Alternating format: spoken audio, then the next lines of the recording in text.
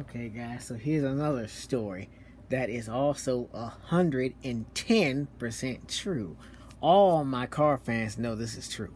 So, we're looking at Jesse's car, which is that this dude right here. Okay, now, so, well, let me just say this. So Brian is gonna. I'm sorry.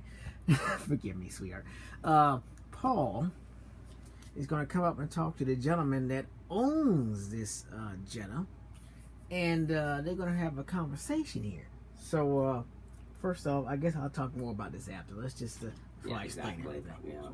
So I was ready to It's sell. gonna be a little sad story too. Yeah. I think it was. I think we were all kind of ready to sell at that time, obviously because of the values of the movie and things like that. But I think personally, it was just time to release. I had owned the car for about 7 years, at that He time. owns And, it. I was ready to part with I had it. them a lot with the car Yes, magazine covers and all that. Yeah. First three, all three of Brian's cars. Exactly. But the other thing was that nobody knew the franchise was going to go to a second. watched this. Oh, my third, or God. fourth, or fifth. Nobody knew that Paul would die. No. No. Okay, so No. now I didn't so plan you know what that. the car would be worth today? Well, nobody knew Paul was going to Nobody die. knew. If Paul had not died, Yeah. the cars would have gone up in value, and it's arguably That's what they would be probably worth, true. or maybe gone down in value. Again, it's Right. anybody's guess. Yeah. But the fact that Paul died brought the franchise back again to light. And there's a lot of people who were, building a passion for the franchise over the years anyway. But Right. it really blew up when Paul passed. Yeah. And He was an amazing guy. he was an Hell ambassador yeah. of the hobby, right? So He was incredible. I mean, he was genuinely just a great person. did you get to be on set much? I remember you were working. I was actually on set pretty much the whole film. I mean, because Wings Boy. West wanted me to have me there as far as product placement or being there. But I got another good story for you. So This if is you the story remember here. the first day that we were filming, okay, so that was at the restaurant. Remember the first scene? Yeah. Okay.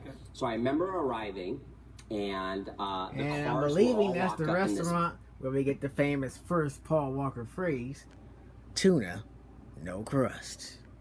Where the wife, Mia, works at.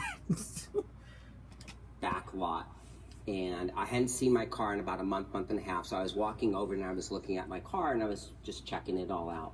And at the time, I had been in the industry for quite a long time. And I don't want to brag or anything, but I don't know how to say this properly, but I was very well known. I've been in a lot of magazines throughout building all the Wings West cars and things like In that. the industry, everybody knew you. 'Cause We're Everybody. all at the same shows. Yeah, Everybody- videos, DVDs, things like that. And so this guy came up to me and just started talking to me. And I said, hey, I'm Scott. I'm with Wings West. This is my car. And we're chatting for about, maybe about 45 minutes to an hour, and we were talking. And one of the girl comes up and we were just kind of chatting. And says, hey, we need you on set, to the person I was talking to. I didn't know who this person was.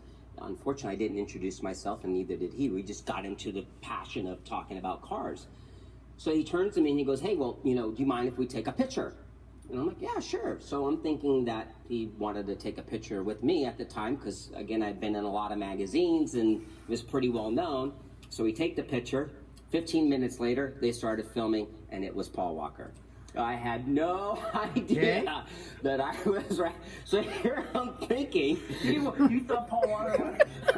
here I'm thinking Paul Walker wanted a picture with me, because I was well known. Now, first of all, he either thought that, or he thought that Paul Walker was just well, I guess he is, but a random fan that wanted to ask about the car and knew he was a famous person and wanted to take a picture, just like you do with race car tracks and all that.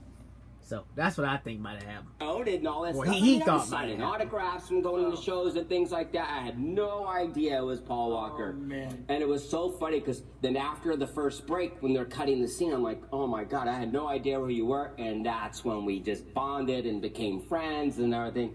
But It goes to show how humble and down to earth. It's amazing. Maybe he thought you were afraid to take a picture. Yep. Kind of thing. He was such an incredible guy. I mean, he was everything that everyone portrays him to be, by all means, So let's switch gears and talk Yep. about one last thing.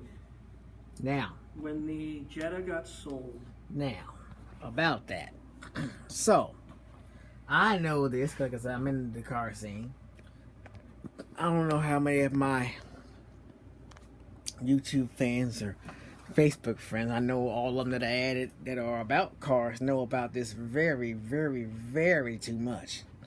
So what he's talking about there is, and we do this, or at least I do this all the time when we go to car meets and car shows. What happened is, you pull up to the car show, okay? You get out, you start looking at cars and say, hey, you own this, you own this. Oh, I like what you did, I like what you did there. Never even say, hi, my name is such and such. You don't do that until it's time to leave. And then, wait a minute, let me get your number, let me do this. You know what I'm saying?